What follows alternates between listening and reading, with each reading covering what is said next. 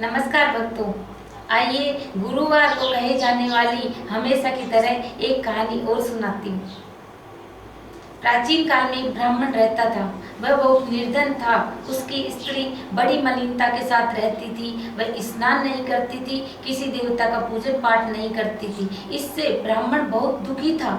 बहुत कुछ कहता, लेकिन उसकी पत्नी के एक भी बात नहीं जचती थी दिमाग में। ब्राह्मण की स्त्री के भगवान की कृपा से कन्या रूपी रत्न पैदा हुआ। वह कन्या बड़ी होने पर पूजन पाठ करने लगी और अपने पूजन पाठ को समाप्त करके स्कूल जाती और जाते समय मुट्ठी में जौ भर के ले जाती और पाठशाला के मार्ग में ढोलती जाती। जब ये जौ सोने के हो जाते, लौटते समय इनको बीन कर घर ले आती थी। इस तरह वह कन्या बड़ी होने लगी। एक दिन की बात है, वह कन्या चलनी में जौ साफ कर रही थी कि उसके पिता ने देख लिया और बोले, हे बेटी, सोने के जौ साफ करने के लिए सोने की ही चलनी होनी चाहिए। अगले दिन बृहस्पतिवार का दिन था और उसने व्रत रखा और बृहस्पति देव से प्रार्थना करी कि हे भगवान, अगर मैंने आपकी पूजा सच्चे मन से की हो तो मुझे सोने की एक चलनी दे दो। तभी भगवान ने उसकी प्रार्थना स्वीकार कर ली और अगले दिन जब वह जौ फैलाती जाने लगी और लौटकर जब जौ बीन रही थी तो उसे सोने की चलनी मिली। वह उसे लेकर घर आ गई और जौ साफ करने लगी, परंतु उसकी माँ का तो वही ढंग रहा। एक दिन की बात है, वह कन्या सोने की चलनी में सोने के जौ साफ कर रही थी। उसी समय शहर का राजपुत्र वहां से होकर निकला और उस कन्या के रूप और कार्य को देखकर मोहित हो गया। घर आकर भोजन और जल त्याग कर उदास होकर अपने कमरे में लेट गया। जब भक्तों राजा को इस बात का पता चला, वह अपने मंत्रियों के साथ अपने बेटे के पास गए और बोले, बेटा, तुम्हें किस बात का कष्ट है? किसी ने तुम्हारा अपमान किया है अथवा कारण हो सो कहो, मैं वही कार्य करूंगा जिससे तुम्हें प्रसन्नता हो।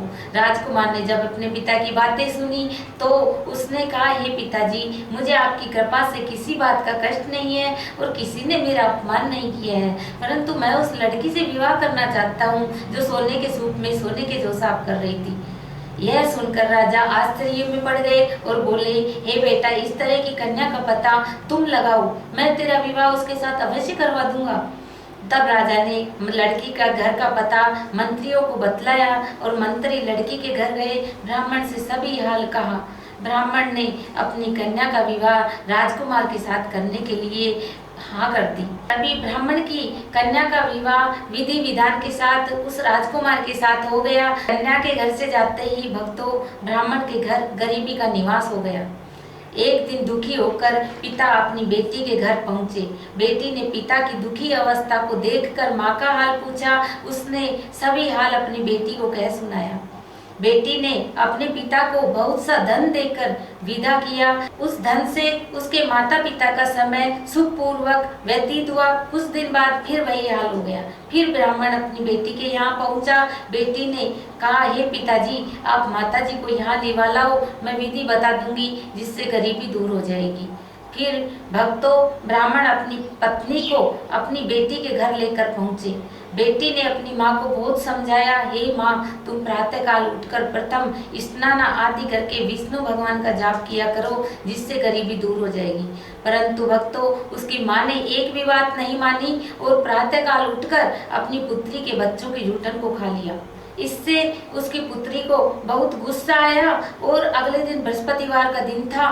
उसी रात उसने कोठरी में से सभी सामान निकालकर अपनी माँ को उसमें बंद कर दिया और प्रातःकाल उसको निकाला।